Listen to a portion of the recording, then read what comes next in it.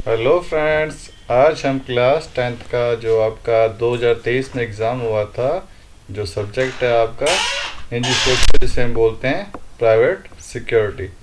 तो आज हम इस वीडियो में 2023 के वीडियो का कंप्लीट सॉल्यूशन देखेंगे। इस वीडियो में मैंने आपको दिखा देता हूँ कि मैंने आपके लिए कंप्लीट सॉल्यूशन कर चुका हूँ इस पेपर का। तो अब हम बिना कुछ देर की स्टार्ट करते हैं। देख सकते हो 2023 का एग्ज़ाम हुआ था आपके, जिसका सब्जेक्ट है निजी सुरक्षा। तो वीडियो स्टार्ट करने से मैं पहले आपको कुछ बताना चाहता हूँ कि अगर आपको ये वीडियो अच्छी लग रही है तो वीडियो को लाइक और वीडियो को शेयर करना और चैनल को सब्सक्राइब करना मत भूलें, क्योंकि वीडियो को बनाने में और पेपर सॉल्व करने में बहुत मेहनत लगती है बच्चों। तो उस मेहनत को आपको ध्यान में रख के इसको वीडियो को ज़्यादा से ज़्यादा शेयर और ज़्यादा से ज़्यादा आपको लाइक करना चाहिए और सब्सक्राइब करना चाहिए। तो अब स्टार्ट करते हैं पहले प्रश्न से।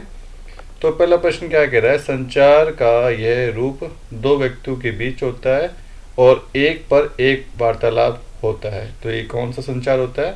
तो बच्चों ये आपका होता है पारस्परिक संचार। जब दो लोगों के बीच संचार होता है उसे बोलते हैं पारस्परिक संचार। प्रश्न नंबर 2, गणमान्य लोगों द्वारा सार्वजनिक भाषण का उदाहरण है।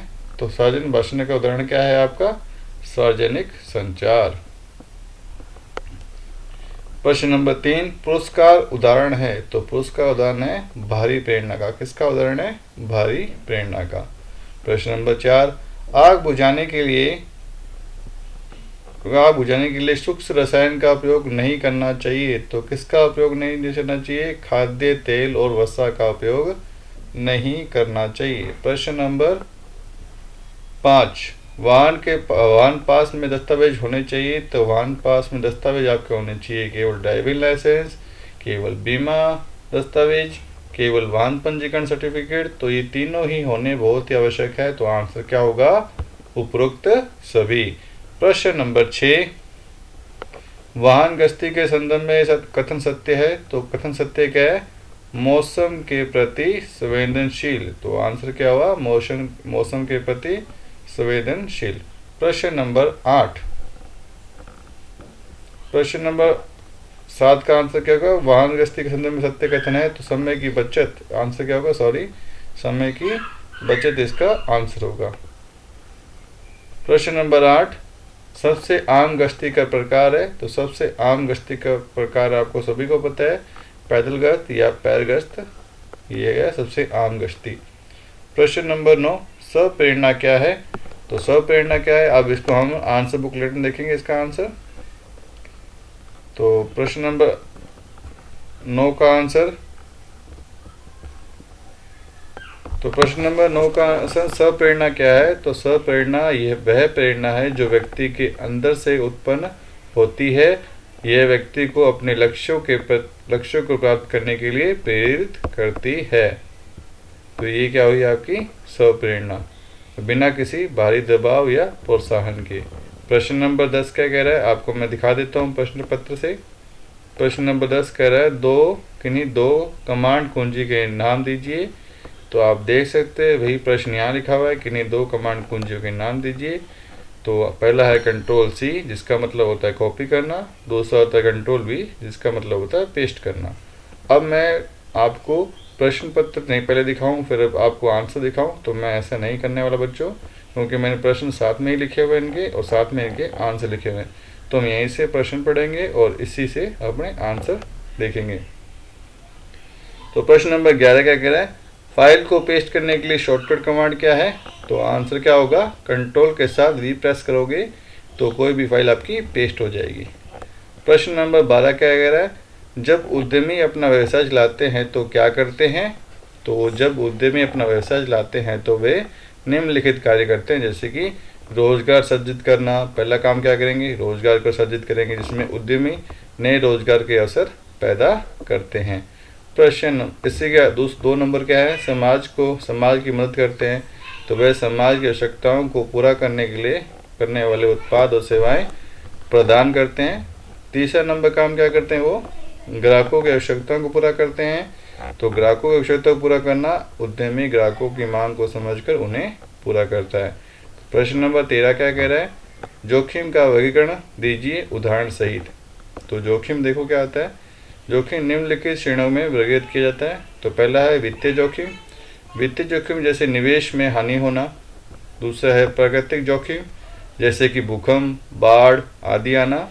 तीसरा है मानवीय जोखिम जैसे कि कर्मचारियों की हड़ताल, तो ये क्या है, मानवीय जोखिम।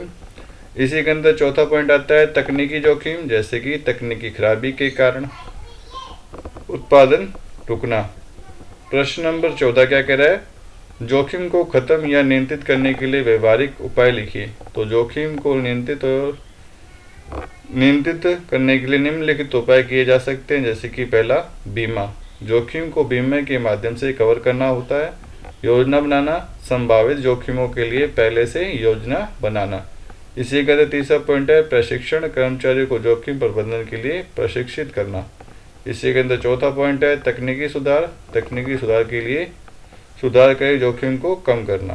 प्रश्न नंबर 15, यातायात नियंत्रण के समय पहने जाने वाले कपड़े व उपकरणों की सूचीबद्ध कीजिए। तो यातायात नियंत्रण के समय पहने जाने वाले कपड़े और उपकरण निम्नलिखित है। पहला है उच्च दृश्यता वाली जैकेट, और उसी के दूसरा क्या कौन सा है, हेलमेट पहने आप, और तीसरा दस्ताने पहने, और सुरक्षा जूते और ट्रैफिक बैटन।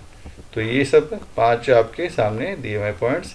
प्रश्न नंबर 16, जिम्मेदार उपभोक्ता की 4 विशेषता लिखिए। तो जिम्मेदार उपभोक्ता की 4 विशेषता है। जिम्मेदार उपभोक्ता की 4 विशेषता निम्नलिखित है। तो उत्पाद की गुणवत्ता की जांच करना, पहला ये। उत्पाद की कीमत और मूल्य का तुलनात्मक अध्ययन करना। तो इसी के तीसरा पॉइंट है उत्पाद के बारे में जानकारी प्राप्त करना। और चौथा है उत्पाद की वारंटी और गारंटी की जांच करना। तो प्रश्न नंबर 16 यहाँ खत्म होता है। प्रश्न नंबर 17, आगजनी की रिपोर्ट के लिए प्रारूप तैयार कीजिए। प्रश्न नंबर 17 हम क्वेश्चन बुकलेट से पढ़ेंगे। देखो क्या लिखा हुआ है, आगजनी की रिपोर्ट के लिए प्रारूप तैयार कीजिए। तो आपने प्रारूप क्या तैयार किया, ऐसे प्रारूप तैयार करेंगे। पहले आगजनी रिपोर्ट का नाम ऊपर लिखेंगे, उस पर कौन दिनांक लिखेंगे, क्या दिनांक है, फिर उसका स्थान, फिर घटना का समय और घटना का विवरण, तो ये देंगे। उसके बाद क्षति का विवरण देना पड़ेगा आपको, फिर कार्रवाई कब की गई थी, फिर रिपोर्टकर्ता का नाम, किसने ये रिपोर्ट पेश करी है, फिर उस रिपोर्टकर्ता के हस्ताक्षर। अब चलते हैं हम इसी के अथवा में एक प्रश्न हो रहा है, उसको हम क्वेश्चन बुकलेट से पढ़ेंगे ताकि आपको बच्चों लगे कि हम पेपर वाले क्वेश्चन ही सॉल्व कर रहे हैं। दुर्घटना जांच रिपोर्ट के लिए प्रारूप तैयार कीजिए।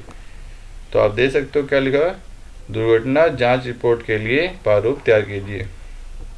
तो दुर्घटना जांच रिपोर्ट का प्रारूप कैसे तैयार करेंगे, दुर्घटना की जांच की रिपोर्ट, यहाँ पे आपको पहले दिनांक लिखनी पड़ेगी, फिर स्थान कहाँ पे हुई थी घटना, फिर घटना का समय, फिर घटना का पूरा विवरण देना पड़ेगा, फिर क्षति का विवरण कि क्या क्या क्षति हुई है, क्या क्या नुकसान हुआ है आपको, और क्या क्या कार्रवाई की गई उसके दौरान, फिर रिपोर्ट करता जिसने बनाई उसका नाम आएगा, उसके बाद उसके हस्ताक्षर आएंगे।